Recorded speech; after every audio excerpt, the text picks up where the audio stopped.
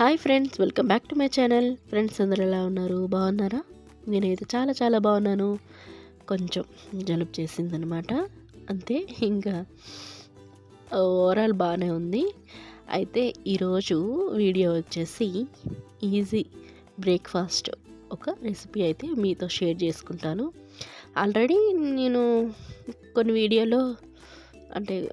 వీడియోలో చెప్పాను, దోశ పిండి ఎలా నానబెట్టుకోవాలో, ఎలా రెడీ చేసుకోవాలని. ఆ దోశ పిండి మిగిలిపోతే దాన్ని ఇలా గుంత పొంగనాల్లా చేసేసుకుంటానన్నమాట. పిల్లలైతే చాలా ఇష్టంగా తింటారండి, బాగుంటుంది కూడాను. సో లంచ్ బాక్స్లకి ఈజీగా కట్టేయచ్చు. ఇప్పుడైతే నేను ఉల్లిపాయలు, పచ్చిమిరపకాయలు, కొత్తిమీర ఇవన్నీ సన్నగా తరిగి పెట్టేసుకున్నాను. ఇంకా దోశ పిండిని ఇలా మిగిలిపోయిన దాన్ని అందులో కొంచెం ఉప్పు అయితే వేసుకొని కలిపేసుకున్నాను. ఇప్పుడు ముందుగా తరిగేసుకున్న ఉల్లిపాయ ముక్కలు, పచ్చిమిరపకాయ ముక్కలు, చిన్నపిల్లలు అయితే పచ్చిమిరపకాయలు ముక్కలు అయితే వేయద్దు, కారం పొడి వేసేస్తే సరిపోతుందండి. ఇందులోకి నేను క్యారెట్ తురుముకొని కూడా వేసేసుకుంటున్నాను. ఇలా అన్ని వెజిటేబుల్స్ ఉన్నట్లయితే ఇంకా టేస్ట్ బాగుంటుంది. క్యారెట్ ఇవేవి లేదు అని అనుకోండి, ఉల్లిపాయ వేసుకొని కరివేపాకు చిన్న ముక్కలు కట్ చేసి వేసుకున్న సరిపోతుంది. అలాగే ఇంకా జీలకర్ర కూడాను వేసుకున్నాను, ఒక స్పూన్ వరకు. ఇంకా కొంచెం కలర్ అంటే పచ్చిమిరపకాయల కారం కన్నాను ఇంకొంచెం కారం కావాలనేసి ఇందులోనే కారం కూడా యాడ్ చేసుకుంటున్నాను. ఆల్రెడీ మనం పిండిలో కొంచెం ఉప్పు ఉంటుంది కాబట్టి చూసుకొని అయితే వేసుకోవాలి. దానికి తగ్గట్టుగా వేసుకొని కలిపేసుకొని గుంత పొంగనాలు చేసుకునే పెనంలో వేసేసుకోవచ్చు. ఇదైతే నేను కలిపి పెట్టేసుకున్నాను. తర్వాత దీనికి కాంబినేషన్ కొబ్బరి చట్నీ అయితే చేద్దామన్నట్టుగా అనుకున్నాను. కొబ్బరి చట్నీ అయినా, పల్లి చట్నీ అయినా, టమాటో చట్నీ అయినా, ఏ చట్నీతోనైనా తినచ్చు. లేదు ఏ చట్నీ చేయలేము అన్నాను, అలా కూడాను తినేయచ్చండి, అంత బాగుంటుంది. చట్నీ కావాలి అని అయితే ఉండదు. పిండి అయితే కలిపి పెట్టేసుకున్నాను కదా. ఇప్పుడు కొబ్బరి చట్నీకి ఏమేమి కావాలో చూసుకోండి. అలాగే నేను ఎలా తయారు చేసుకుంటాను కొబ్బరి చట్నీ అనేది చూసేయండి.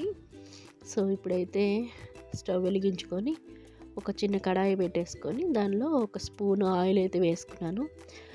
ముందుగా కట్ చేసుకున్న కొబ్బరి ముక్కలను అయితే ఈ ఆయిల్లో వేసుకొని కొంచెం అన్నీ పచ్చిమిరపకాయలు, కొత్తిమీర ఇవన్నీ ఫ్రై చేసుకోవాలన్నమాట.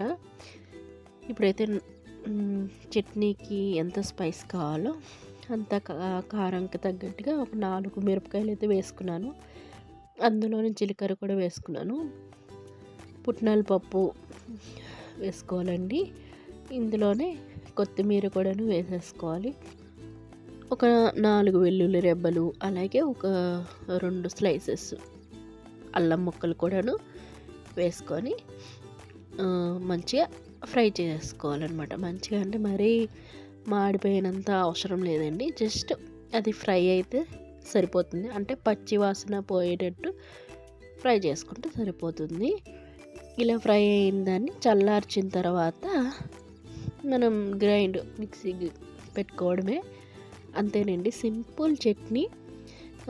మనకి దోశకి కానీ వేరే వాటికి కూడాను బాగుంటుందన్నమాట. ఇందులోనే నేను కొంచెం చింతపండు అయితే వేసి రుబ్బేసుకుంటాను.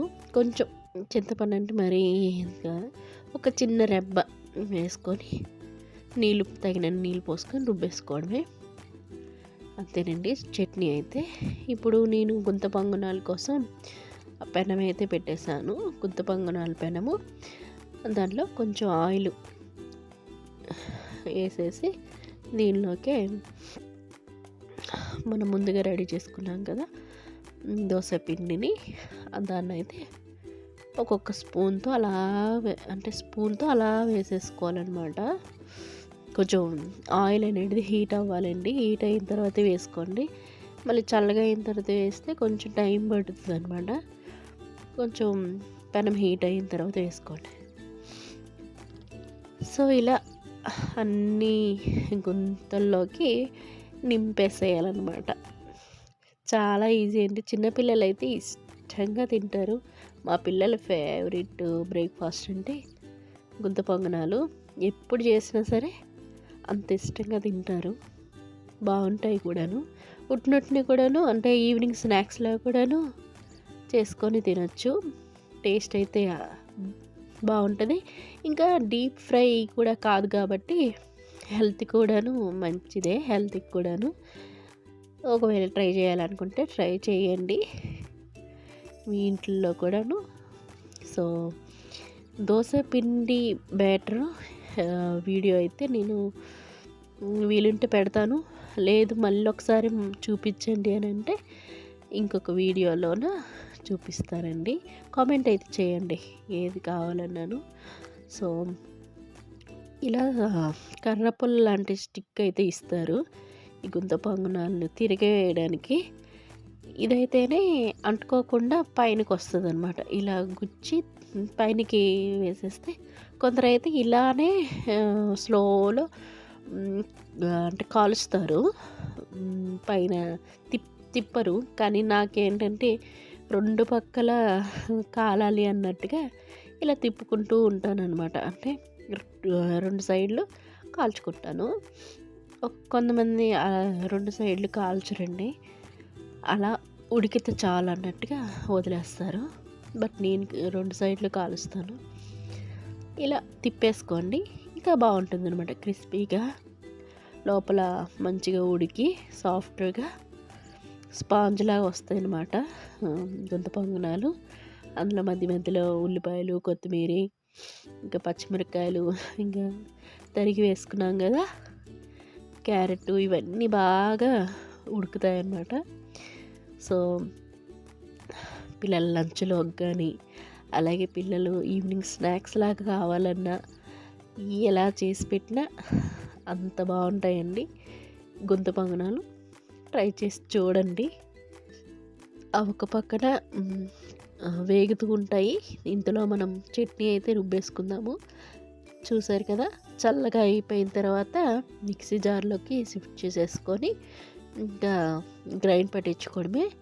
దీనికి కొంచెం ఒక రెబ్బ చింతపండు అయితే వేసుకోండి. కొందరైతే పెరుగు కూడా వేస్తారు, బట్ నేనైతే చింతపండే వేస్తాను. అంటే చింతపండు నచ్చని వాళ్ళు ఇందులో పెరుగు యాడ్ చేస్తారనమాట, కొంచెం ఆ పులుపు రావడానికి.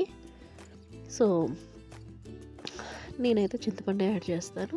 అలాగే తగినంత ఉప్పు కూడా యాడ్ చేసేసుకుందాము.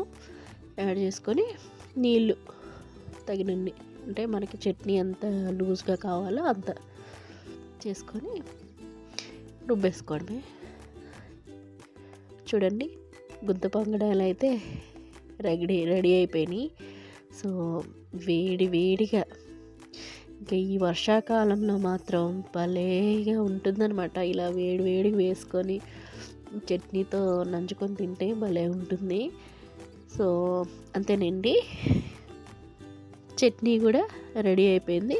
దీనికి పోపు వేసుకోవడమే. పోపు ఏం లేదండి, కొంచెం ఆయిల్ వేసి ఆవాలు, జీలకర్ర, ఇంకా కొంచెం మినప్పప్పు, ఒక 2 ఎండుమిరపకాయలు, కరివేపాకు ఇలా వేసుకోవడమే. ఇష్టమైతే పోపు వేసుకోవచ్చు, ఇష్టం లేకపోతే అలా తినచ్చు. నేనైతే వేసుకోలేదు పోపు అయితే.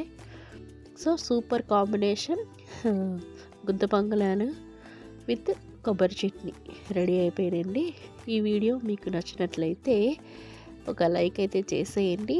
అలాగే ఇలాంటి రెసిపీలు ఏవైనా కావాలి అంటే మాత్రం ఖచ్చితంగా కామెంట్ చేయండి. అలాగే కొత్త వాళ్ళు మన ఛానల్ని సబ్స్క్రైబ్ చేసుకోండి. Thanks for watching. Keep smiling. Bye.